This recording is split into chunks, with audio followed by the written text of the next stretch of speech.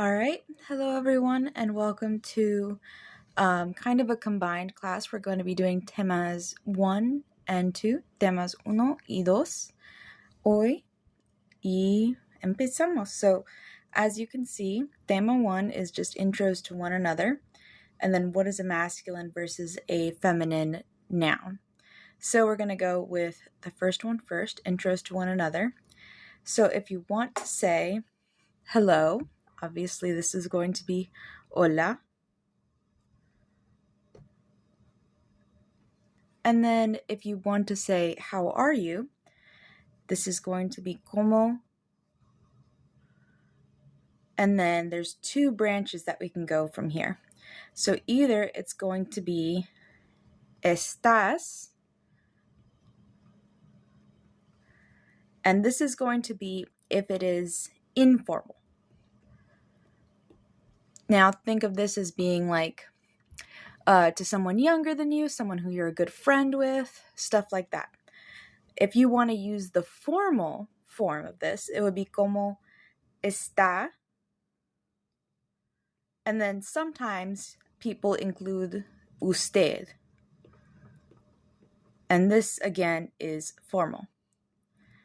So this would be if you're communicating with a teacher or boss or someone who's older than you who you want to show respect to. So we're going to practice a little bit. Vamos a practicar un poquito. So I will say hola. And then you will say, all right, good. And then pretend I am like a little kid. You would say, ¿Cómo estás? Yes.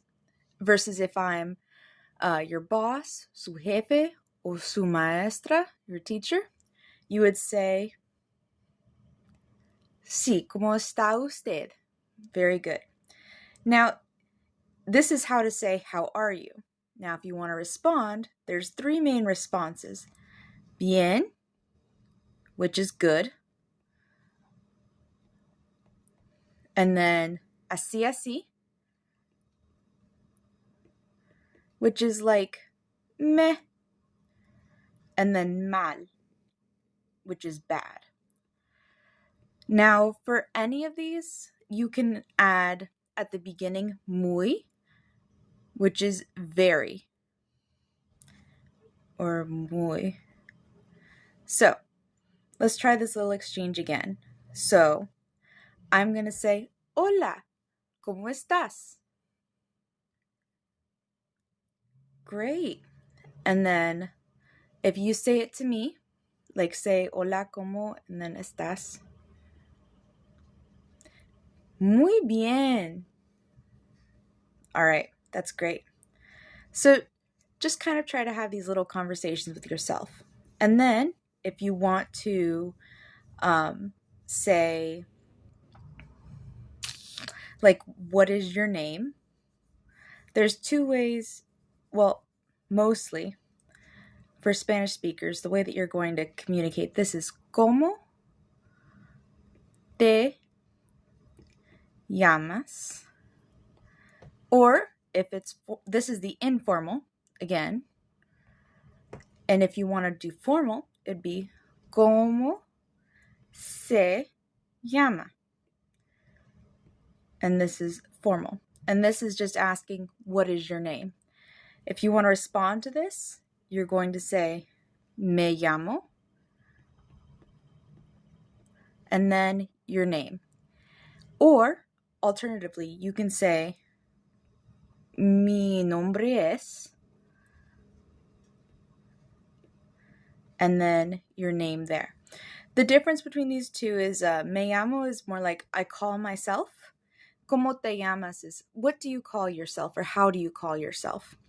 Mi nombre es is a little bit easier to understand as an English speaker as being my name is blank. So let's try this real quick. So ask me. Me llamo Hannah. ¿Y tú? ¿Cómo te llamas? All right, great.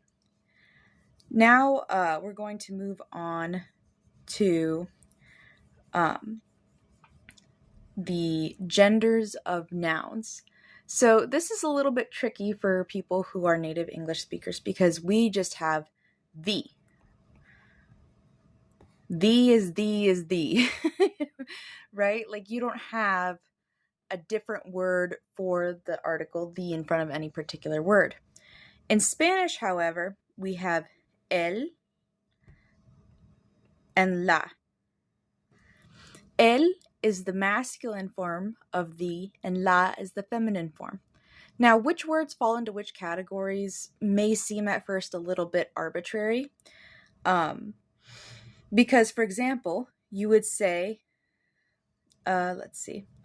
I know I put some examples over here. Yes. So you would say el teatro, but you would say la silla. Now, the important thing to note is that gender in terms of words is purely grammatical. It doesn't have to do with, oh, this chair looks kind of girly, so it's a girl chair. No, it doesn't work that way. It's a purely grammatical function. So, how do you know which is which? Well, I have a handy little guide here. I'm going to copy down o, e, ma, and then a, de, ze, y, on. If a word ends in one of these, it's going to be whichever side it's on. So if it ends in an o, an e, or a ma, it's going to be el. If it ends in an a, de, ze, or ion, it's going to be a la. So we'll get more practice with this. And of course, as always, there's going to be exceptions, unfortunately. But just kind of as we go along, note that the el and the la are going to differ in terms of which they correspond to. So with that, we've gone over tema uno. And as you can see, I have other examples. So la silla, la salud, la nariz, la canción, and then el teatro, el maquillaje, la idioma. So just try to practice maybe with a couple words that you run across, which is el and which is la, and it's going to be a lot easier.